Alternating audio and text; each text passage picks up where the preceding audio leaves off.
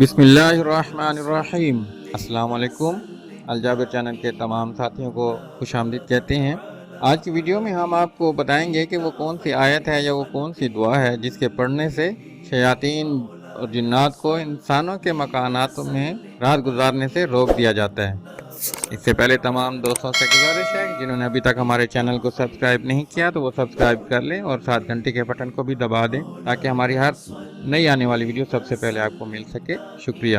تو دوستوں، مسلم شریف اور ابو داؤد شریف میں حضرت جابر رضی اللہ عنہ کی روایت ہے۔ وہ فرماتے ہیں کہ میں نے حضور صلی اللہ علیہ وسلم کو یہ فرماتے ہوئے سنا ہے کہ جب آدمی اپنے مکان میں داخل ہوتا ہے اور داخل ہوتے وقت اور کھانا کھاتے وقت اللہ کا نام لیتا ہے، یعنی کہ بسم اللہ پڑھتا ہے، تو چونکہ خدا کا نام لینے کی وجہ سے شیطان کا حصہ ختم ہو جاتا ہے، اس لیے وہ بطور بددعا کہتا ہے کہ نہ تم کو آرام نصیب ہو اور نہ کھانا۔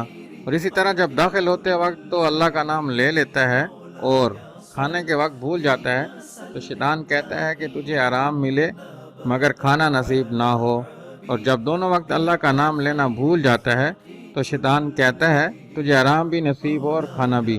اس روایت سے پتہ چلتا ہے کہ اللہ کا نام لینے سے شیطان نہ تو گھر میں رہ سکتا ہے اور نہ کھانے میں شریک ہوتا ہے۔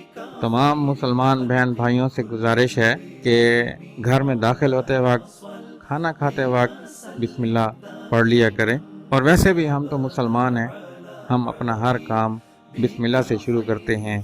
اللہ تعالیٰ مجھے اور آپ سب کو عمل کی توفیق عطا فرمائے۔ آمین ثم آمین۔